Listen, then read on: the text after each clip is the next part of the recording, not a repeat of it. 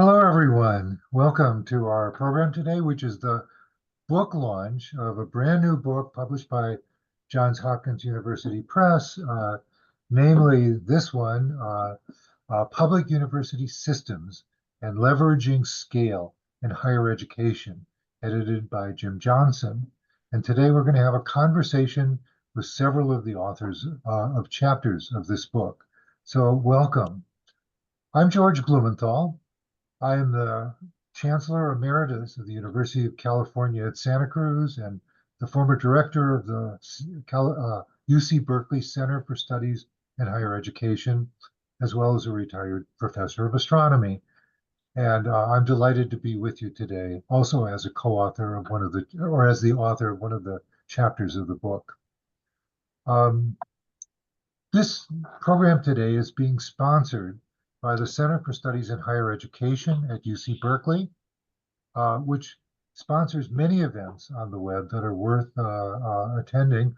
I'm going to mention one at the outset. This coming Thursday, John Douglas and Robert Shireman will do a presentation on the fate of U.S. higher education and science under a Trump 2.0 administration. That should be interesting. Anyway, back to today. Let me take this opportunity to introduce the other participants in this discussion. Let me start with James Johnson. Jim Johnson is the Vice President of Executive Search at Greenwood Asher. He serves on advisory boards at the University of Pennsylvania and the University of Wisconsin-Madison. And previously, he was the president of the University of Alaska System and a senior fellow at the National Association of System Heads. And Jim is, as I mentioned earlier, the editor and really the brains behind this book. Also in our discussion today is Nancy Zimpher. Nancy is the Chancellor Emeritus of the State University of New York and a senior fellow at the National Association of System Heads. Previously, she was the president of the University of Cincinnati and the chancellor of the University of Wisconsin-Milwaukee, my own alma mater. And last but not least, we have with us today Dennis Jones. Dennis is President Emeritus of the National Center for Higher Education Management Systems.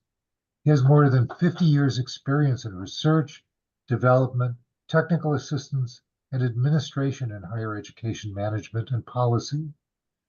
Dennis is widely recognized for his work in strategic planning, financing, and budgeting, and how systems can meet the higher education needs of states and their citizens. So I think it will be a very good program today. Let me just say a few words about higher education systems before I turn it over to Jim Johnson. In the United States, public higher education educates more than 70% of all United States college graduates. University systems provide an opportunity to leverage their scale to provide affordability as well as improved student outcomes. University systems come in many sizes and shapes. For example, they could be homogeneous, consisting of campuses with very similar missions to one another. For example, the California State University system. Or some are very inhomogeneous, containing campuses with very different missions, which could range, for example, from R1 research universities to comprehensive four-year degree granting institutions to community colleges, all within one system, like, for example, in the state of Wisconsin, the University of Wisconsin system.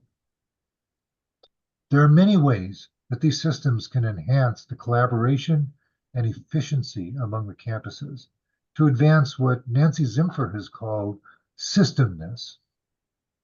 And that systemness, or that cooperation and collaboration, can include academic programs, collective bargaining, governance, student support, uniformity of policy, political clout, leadership, many, many different things, including as well the increased leverage for purchasing power that comes from being a part of a system that works cooperatively. This book is about how systems of higher education can evolve to solve the problems of the future in higher education. And systems can evolve.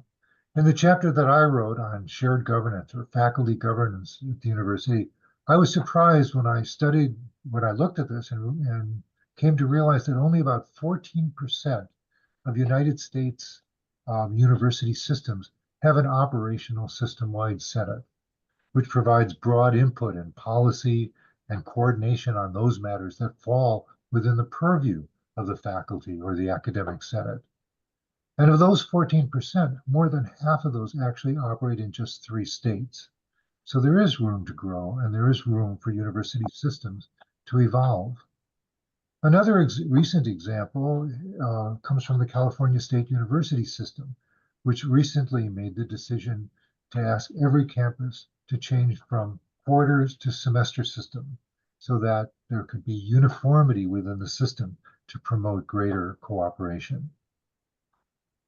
So without further ado, let me now turn to the editor of this book, who had the vision and the foresight to wish to explore university systems and the kind of higher education future that they can lead us toward.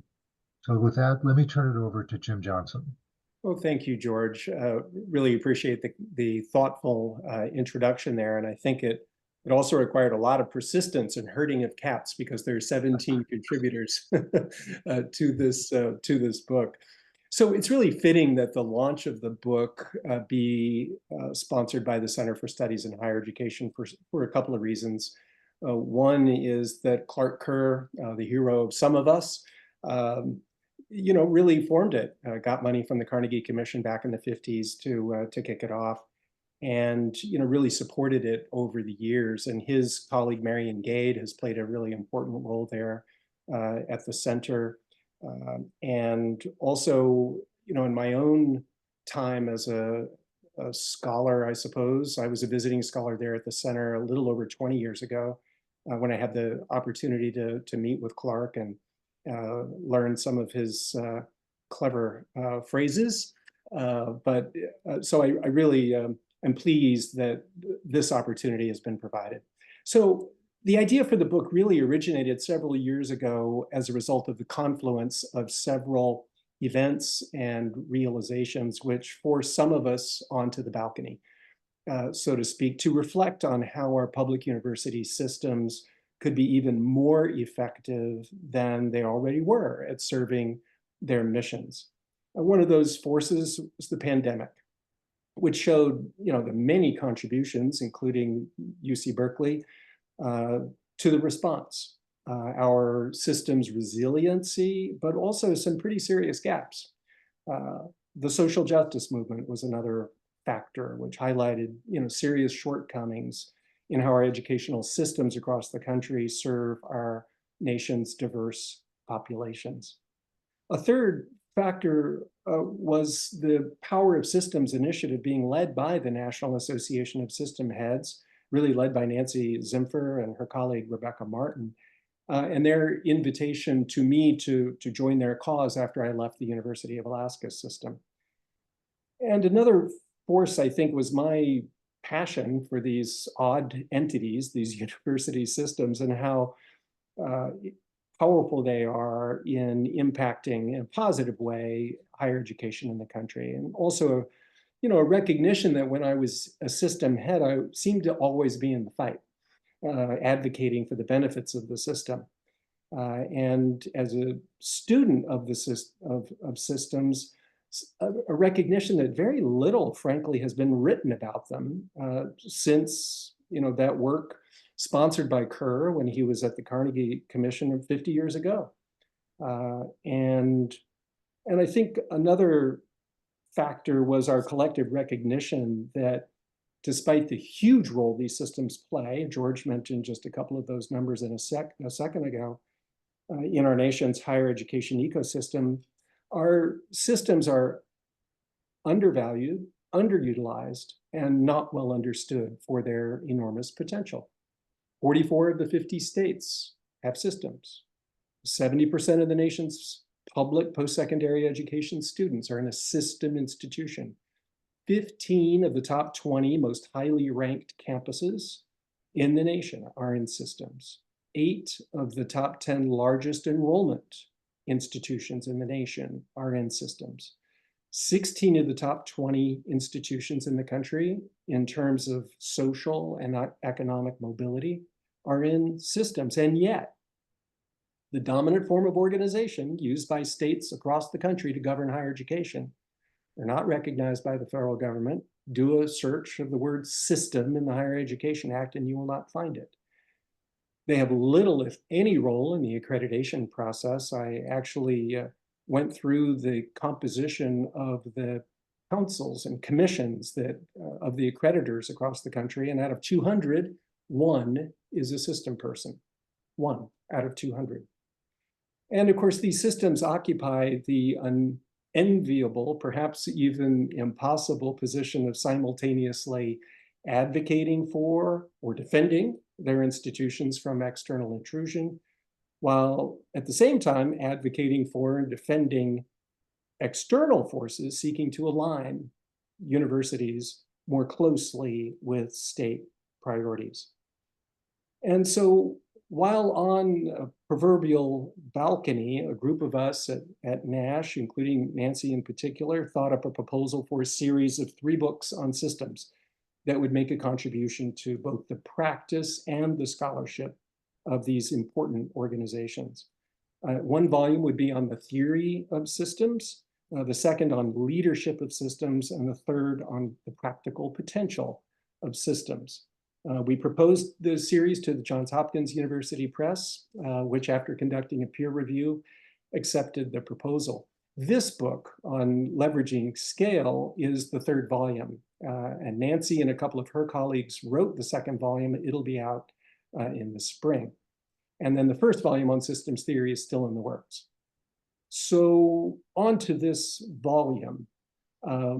This is my first rodeo, and so not having done this, I thought, well, I'm going to have to muddle through here and organize the basic argument and get some smart people, smarter than me, to write on their areas of expertise and experience, both as practitioners and as scholars. And George and Nancy and Dennis all contributed really important chapters to the book. The basic argument of the book is that by strengthening our systems, we can make much more progress toward our state and national higher education goals than the campuses can on their own. We can be more than the sum of our institutional parts. Sounds simple, but as you know, it's not. System leaders must make tough choices, and those choices inevitably result in some form of loss, because tough choices, the ones that system leaders and boards are charged to make,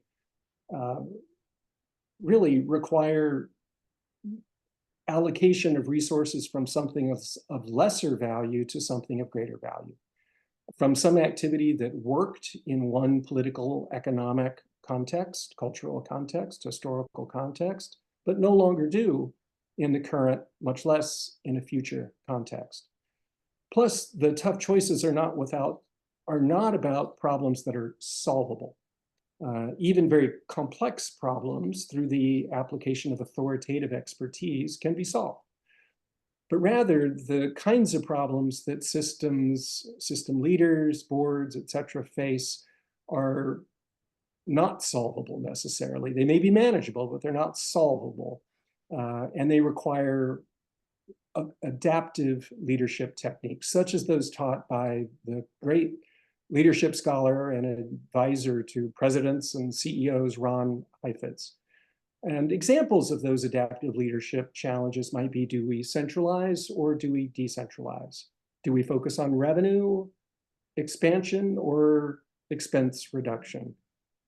Do we focus on, campus autonomy, or do we really focus on collaboration and interdependence? Do we push research or do we push our educational missions?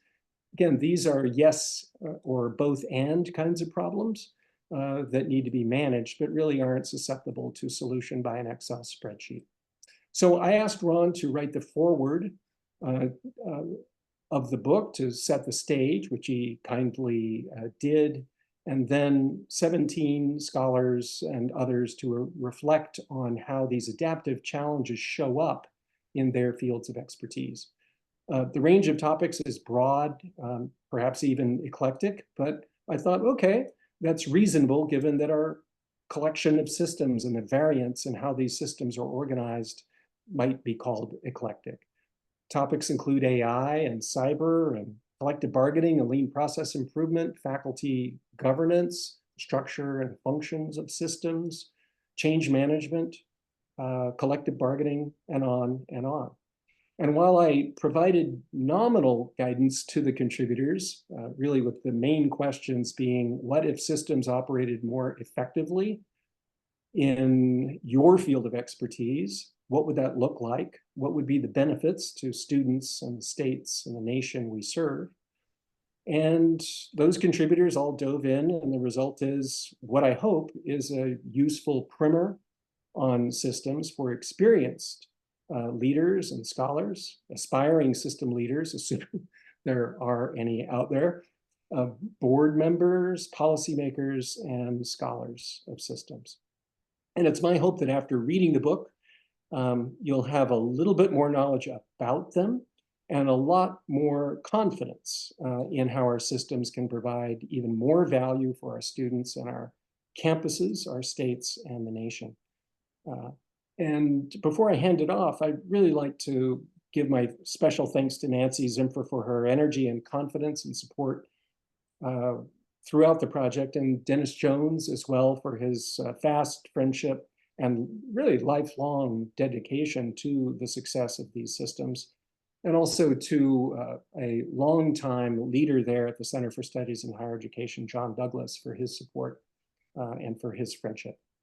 So George, that's my piece, and I think it's a perfect time to hand the ball to my colleagues and contributors in the book. Thank you so much, Jim. I'm going to turn it over to Nancy in just a minute, but I wanted to say that we're going to hold questions until after all three of you get a chance to say your piece, and then we'll open it up to questions. We've had some questions sent in already. If you'd like to ask a question, just enter it in the chat, and we'll try to get to as many questions as we can before the end. I think there will be plenty of time for questions and discussions. So if you have a question, just stick it in this chat function. Okay, so now let me turn it over to Nancy Zimpher. Thank you, George, and thank you everybody for joining us today. This is a huge opportunity for us to launch the book in this setting, and we pay so much attention to the Center for Studies in Higher Education because there are so few of them, and it matters that we have the intellectual academic capacity that you bring. So I want to thank you. I know how much Jim admires your work and has for many years, and often reflects on Clark Kerr and this 50-year gap that has occurred in contributing to a literature on systems. And the 50-plus years career of Dennis Jones, arguably one of the most knowledgeable observers of systems and the variety of systems across the country, makes this a really wonderful opportunity. So I have to say that I became quite smitten with systems, even in my revolt of living in the University of Wisconsin system. I always thought it was too Madison-centric, and George would not be surprised. This has been the cause of Milwaukee, the University of Wisconsin-Milwaukee forever, and finding a way to fit into the Wisconsin idea that the boundaries of the university would be the boundaries of the state came easier than I thought, because we translated that as the boundaries of the University of Wisconsin-Milwaukee would be the boundaries of the community. So we learned to fit in to the system vibe that is Wisconsin. But then when I found myself heading the State University of New York system, some of the lessons applied from Wisconsin to New York. We have 4 R1 institutions, and they behaved a lot like Madison. We had a few upstarts, as I thought I was one in Milwaukee, that behaved aggressively to prove their value. And 16 regional campuses, 30 community colleges, and I often say in a partridge in a pear tree, we had everything known to higher education in that system. But what happened to me is that I actually fell in love with what I thought was the influence these 64 campuses could have across the state. And one of the proud moments was to say that within 30 miles of every citizen of the state, we have a campus.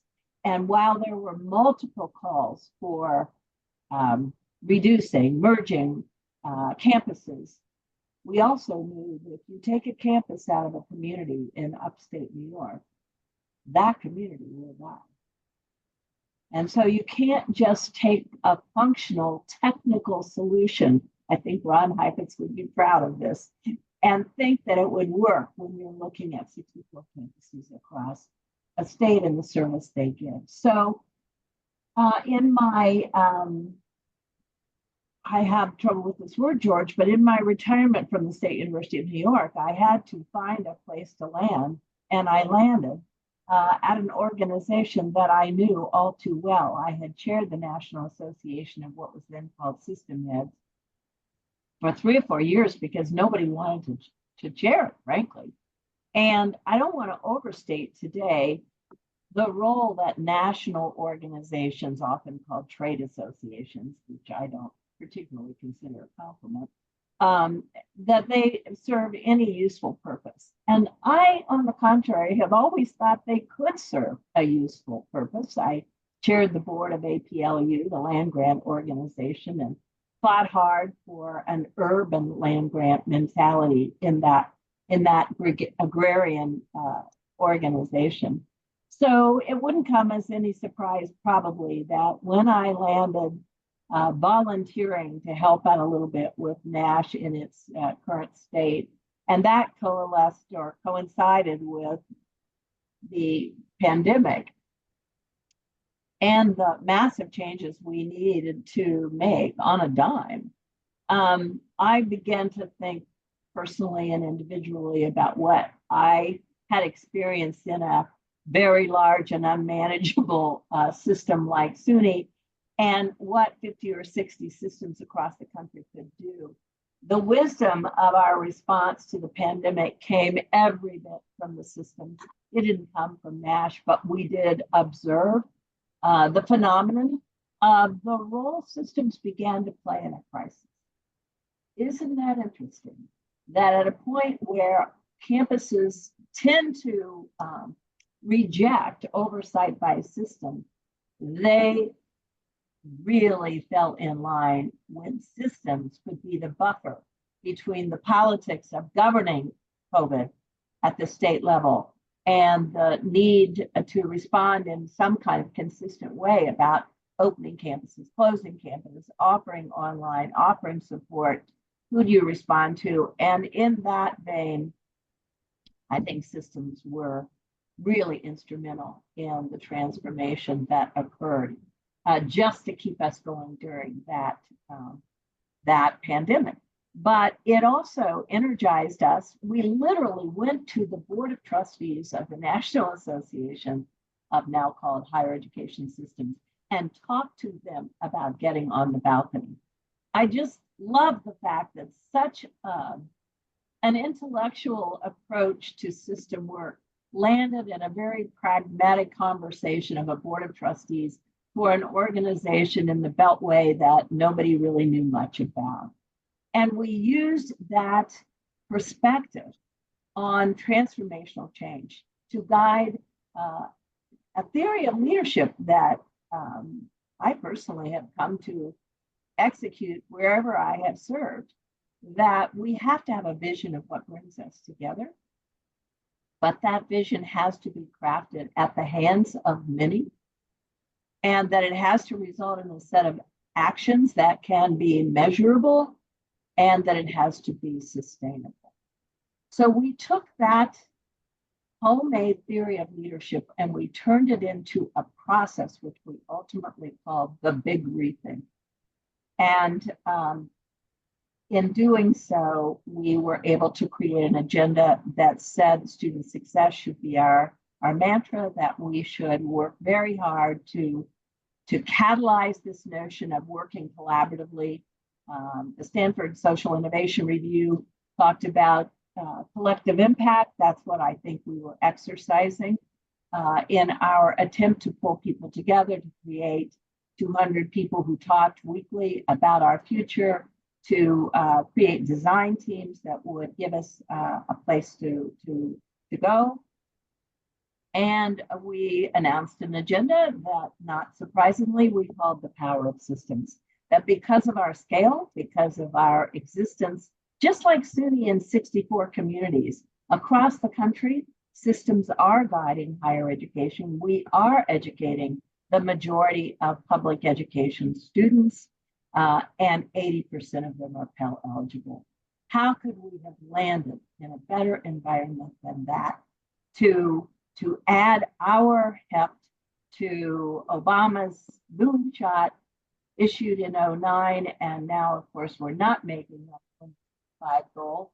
We may not make Nash's 2030 goal, but we now have a structure that supports the concept of working collaboratively and collectively, teaching leadership across systems how to work better and more effectively together, how to prioritize our greatest needs, and to use concepts not unlike the lean concept that is one of our chapters to execute an approach to improvement science that teaches us how to problem solve instead of creating solutions that are untested and then making them the law without knowing whether they're going to be successful. We have embraced this notion of improvement science and applied it to transfer and course sharing. We are partnered up with an organization to create a common application process for our systems. Today, we launched a partnership with an organization that certifies faculty who have invested in their own pedagogical development. And we have partnered with a technology organization to create certificates that will get an English major into the workforce because they can align some technical skills with their intellectual skills in writing and editing, etc. So that's my 10 minutes. It goes by very quickly, but I want to say, I think this is a national experiment. Not only that systems matter, that we can change the narrative on systems being not just an oversight administrative nuisance, but actually a lever for transformational change. And in the very near future and in the decades to come, we will see if organizations that educate 75% of the undergraduate population, 80% of whom are in a social economic status that needs support, can make a difference in this country. Thank you. Thank you so much, Nancy. Very interesting. So now let me turn to our final speaker of the day, Dennis Jones. And so, Dennis, let me turn to you and take it away. Thank you, George, and thank you for inviting me to this particular event. It's good to reconnect with the center again after a lot of years. Unlike my two colleagues on this panel, I've never led a system. They talk about practitioners and scholars. I don't think that I'm either one of those. I think more than anything else, I'm an observer of higher education and somebody who can take those observations and try to make sense of them. I've worked with an awful lot of systems and institutions in all 50 states over the course of my career.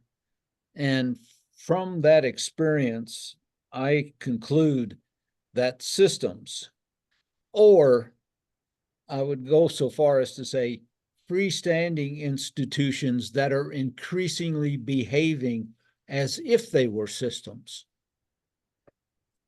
are key to a successful future for higher education. And let me just take a couple of minutes to explain where I'm coming from. Most of what we know about leading and managing institutions of higher education were lessons learned when higher education was a growth industry. And growth covers an awful lot of managerial sins and ineptitudes and the ability to cover up lack of planning and judgment about where the enterprise is going. Higher education is no longer a growth industry. It hasn't been for the last decade. But for most institutions, they are still trying to live in a world in which the lessons they learned under growth are applied to a shrinking market. And that really has led to institutions being increasingly competitive for students and tied to that for resources. I've been, and there are still a couple of states where growth is still possible, but not very many. And so for most of the states and most of the institutions in the country, they're faced with a different future and a different reality. And if they are to be sustained, they're going to have to learn how to serve new markets with new services, or they're going to have to fundamentally change their business models and the way they operate. And I think that higher education has not proven itself to be really good at serving new markets and providing new services. It's going to take much more change than we've seen in the last decade to get it right. Demography and economic realities will no longer allow business as usual. And a Darwinian approach in that environment, with competition determining winners and losers, will not meet the needs of society. They'll meet institutional needs in some cases. There will always be institutions that are winners in this Darwinian environment in which we sit. But those institutions are not the ones that we most need to succeed if we are to have a more just society and a more educated workforce. Those institutions that carry the heavy water in that world are institutions like the comprehensive four-year institutions and the community colleges of the country. So if society is to be served well, both effectively and efficiently, collaboration among institutions will be required. Collaboration in back office operations for efficiency, collaboration in the delivery of academic programs and student services for effectiveness. And I have come to the conclusion, after wandering through the briar patch for all these years, that systems represent the organizationally efficient and effective way to manage collaboration. And that means that higher education doesn't have much choice but for systems to succeed at what they do. And now just in the last minute, time for a little bit of honesty in this space. Most systems yet haven't figured out how to play the role that the states really need them to play. And that is how to take the collective assets of the higher education enterprise in the system and apply it to the needs of students in all parts of the state. Take the program, it's the Wisconsin idea writ large. And I'm apologizing. We have some construction work going on. I hope that it's not interfering with your ability to hear me. There are not a lot of examples of systems that are hitting on all cylinders. There are examples of systems doing some things really, really well. And Nancy identified, some of the work that Nash has led that are doing really good work.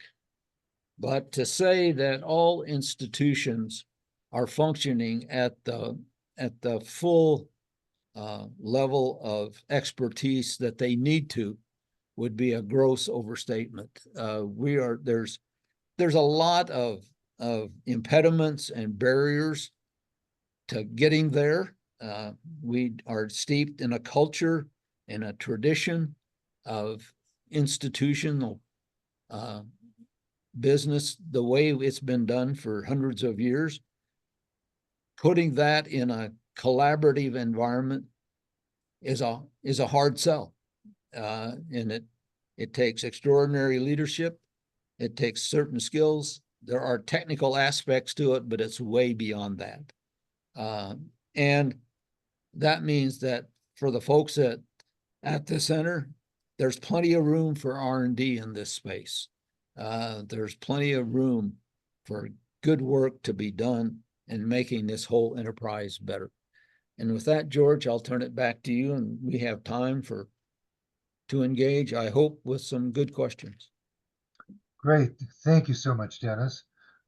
So again, if you'd like to ask a question, please submit it on the chat, and we will get to your questions. We also had some questions that were submitted prior to the program beginning. And so I'd like to ask one of those questions, which has to do with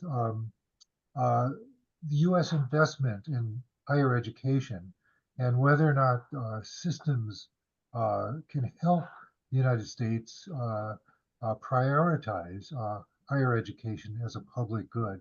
And just as a reminder, over the last several decades, and I think you all know this, state funding for public higher education has decreased almost continuously over multiple decades as we've gone forward. For example, in the University of California system, which I know best, back in the days when I was a student, basically the state funded all of higher education.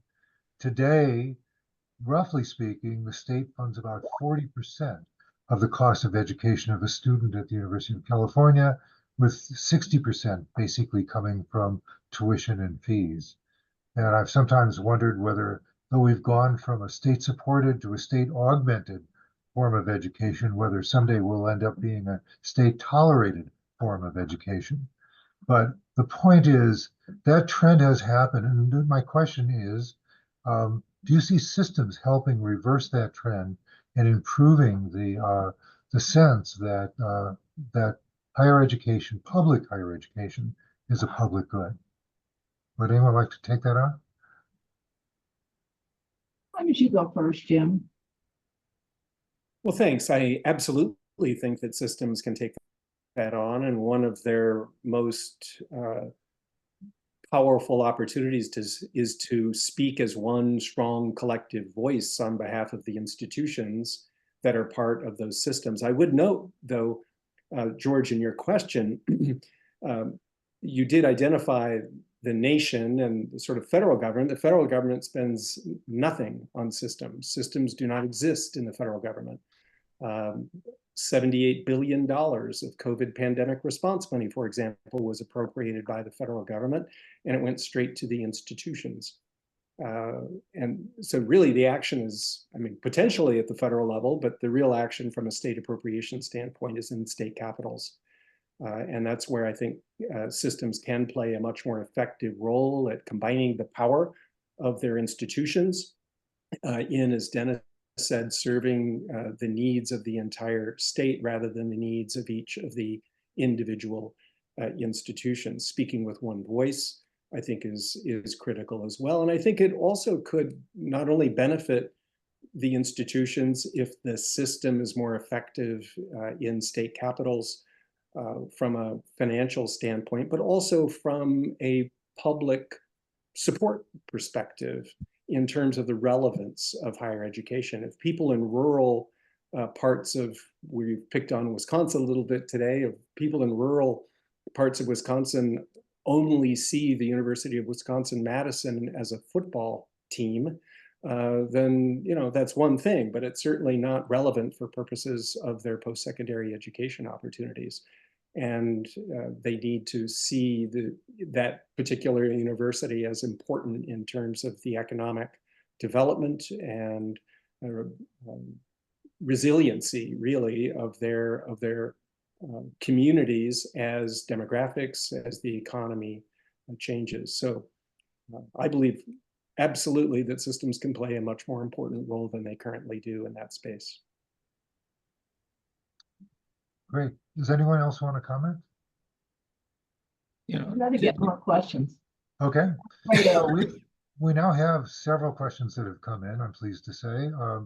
One question from the Center for Studies in Higher Education that came in is, can you comment on the choices and impact of the reorganization and mergers at the multi-campus Penn State system?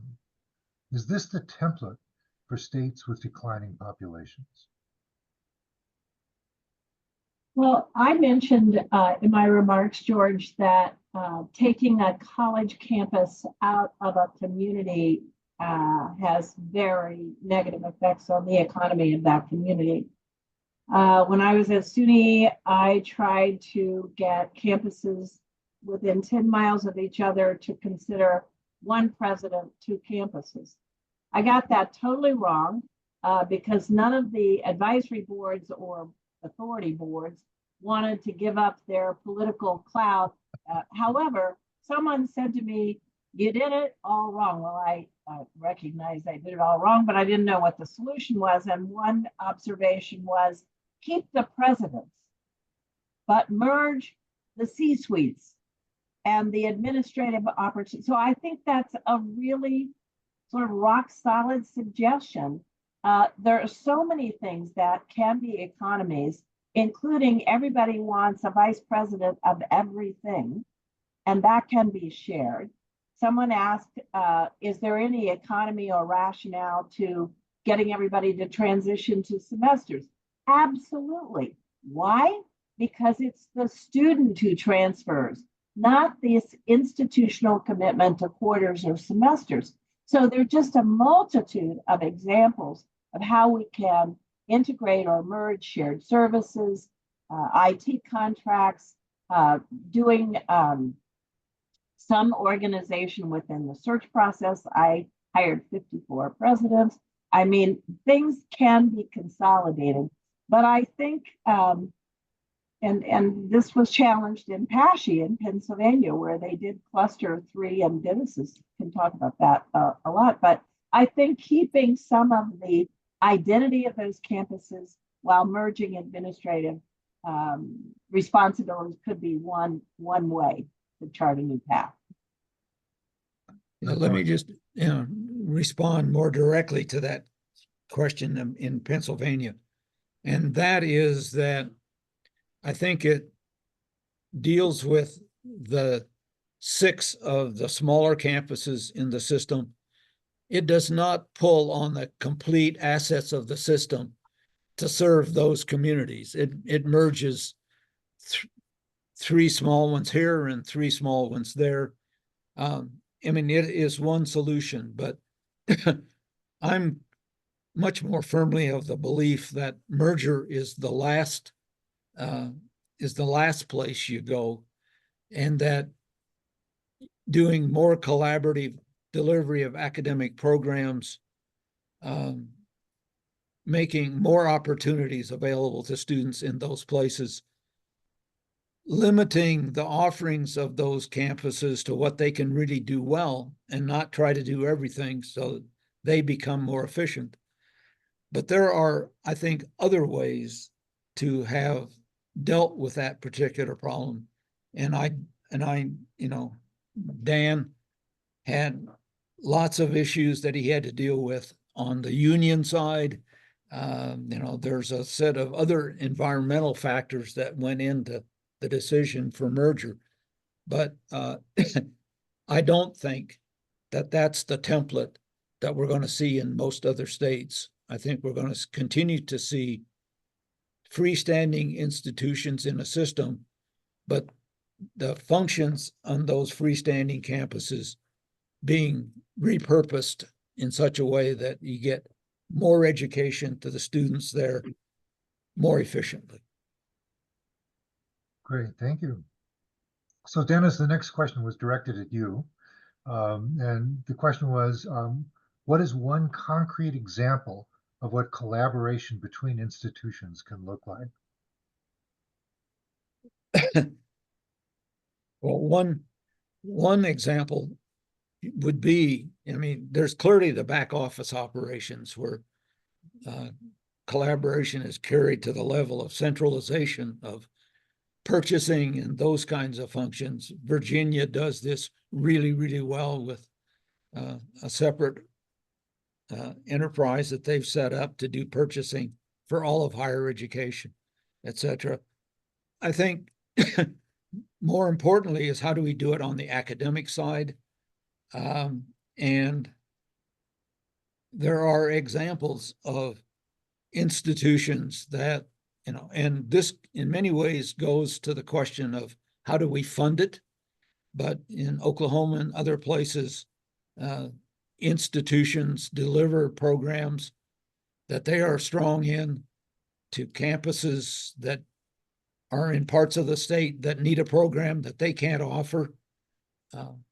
There are collaboratives in North Dakota where the four-year institutions deliver programs on a community college site. There are many, including the Big Ten academic collaborative, where they share foreign language programs across, some of the more powerful institutions in the country, and they've still figured out a way that, say, collaborative delivery makes sense. So, and this is being reinvented over and over again, and interestingly, many times in the private sector. Great, thank you. So our next question is a question and a comment from another member of the audience. The question was, with the CSU system pushing for all campuses to be on semesters, how important do you think a common calendar is to support collaboration and other goals? And then another member of the audience commented on that question by saying, I second that question. To add to this, even if all campuses are on the semester system, the start end dates and holidays still often vary per campus. And before I call for someone to address it, I'd like to make a comment myself. Back, 20 years ago, when I was chair of the UC System Academic Senate, within UC, the Senate made a major effort to have all of the semester campuses start on the same day and have all of the quarter campuses start on the same day.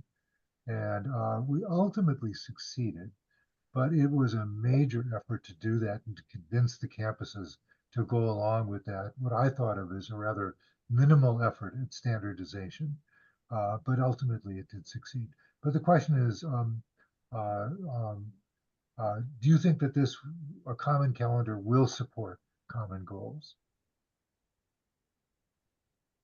Well, I lived through this in Ohio, and I think in terms again, if we put the student at the center of some of these decisions, the answer is obvious. And what we're really trying to do is to make the student's path to completion as flexible as it can possibly be. And you can't do that when one university's on a quarter, one's on a semester. They've all got different starting dates. They've got different grading policies. We have a mishmash of problems related to transferring a course from one institution to another. Cal State University has really made a lot of progress in their transfer template. At SUNY, it took us 2 years, but we finally got 60 credits that would transfer legitimately. We're even using AI now to tell us where equivalencies exist, which is an amazingly good use of AI. So I don't think standardization from the eyes of the student is in any way a negative. I think it's a way to bring down the cost of college, complete in a faster and more economical way, and for us to think in terms of an integrated curriculum. And I think it takes a lot of leadership, and there's a lot of challenge to it, but that's what system leadership and state leadership is all about. Great, thank you. Any other comments from other members of the panel? Yeah, I think it's clearly an adaptive challenge because some people perceive anyway that they will lose. They will lose control. They will lose whatever it is because they have a quarter system or they have a particular grading policy or financial aid process or whatever it might be. But the larger interest, the larger goal is, the student's success. And if we think that there's a technical solution to that challenge, it will fail. So it's going to take, George, I don't know the details of how you accomplished it there in the UC system, but it's going to take the kind of leadership, conversations, et cetera, that you and others practiced to enable that kind of change to occur. Great. Thank you. So, we've run out of questions in the chat, so feel free to add more. But in the meantime, I'd like to ask each of the three of you a question. It's now 2024, and we're discussing the potential that university systems have for the future. Now imagine that we meet again in 10 years, in 2034, and have a sequel to this discussion.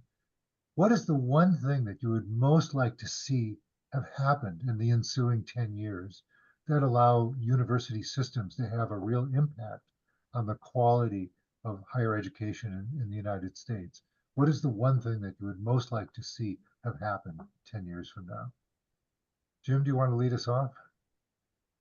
Well, it's a great question, George. Thank you for the opportunity to think about what if. And I think I would like to see us live up to our cover story being, one version of it being the Wisconsin idea, that the boundaries of the university are the boundaries of the state and the students we serve, so that students wherever they are have access to opportunities through post-secondary education wherever they might come from.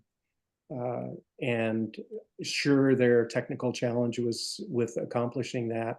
But I think if we're going to be relevant, if we're going to continue to have the kind of impact that we have the potential for, I think we need to, go back to the future in a way and vision that future, work with people to realize it. And so that's something that I'd like to be celebrating on this call 10 years from now. Great, thank you. Nancy, do you have any comments? Well, that would be it.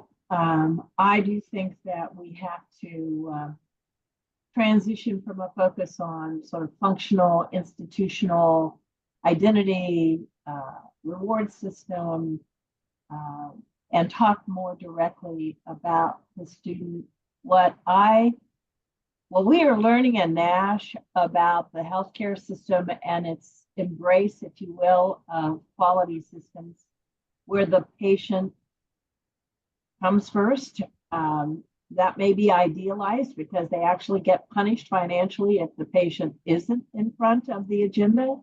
But I don't think we've come close to putting the student in the front of the agenda. I fault states. I fault the federal government for paying so little attention to this aggregate of institutions that serve the most in need. And of course, I fault us. So I'd like to see a transformation of care and attention and quality around the most significant reason we're in this business, and that's our students. Great, thank you. Dennis, would you like to comment? I would like to, but I got so much noise going on behind me that I don't think I should. Oh, we can hear you fine. Oh, okay. Then, the thing that I would like to put on the table as a way to make life much simpler for students and make higher education much more transparent to the world is to move much more rapidly to making competencies the coin of the realm in higher education, such that students have portfolios of competencies and knowledge. Get rid of the fights that we always find on the transfer because this course isn't quite like that course. The whole question about what's the meaning of higher education, what's its value, I think it's fundamentally driven by our attachment to something that, to the credit hour that was put in place in the early 1900s. And there are better ways to do it now. Great, thank you. Well, this has been a delightful time together. Our hour is just about up. I really want to thank all of our panelists for being here today. Dennis Jones and Nancy Zimfer and Jim Johnson. I think it's been a delightful discussion and raising the role of what systems can accomplish is, I think, going to be a key element of the next decade of our existence. And they will, I hope, allow universities to be more than the sum of their parts. So with that, let me thank you all. Thank you to the audience for your participation and questions. And I look forward to our next presentation, which I mentioned will be on Thursday on the future after the future of higher education under U.S. President Donald Trump 2.0. So with that, let me thank you again and say goodbye. Thank you.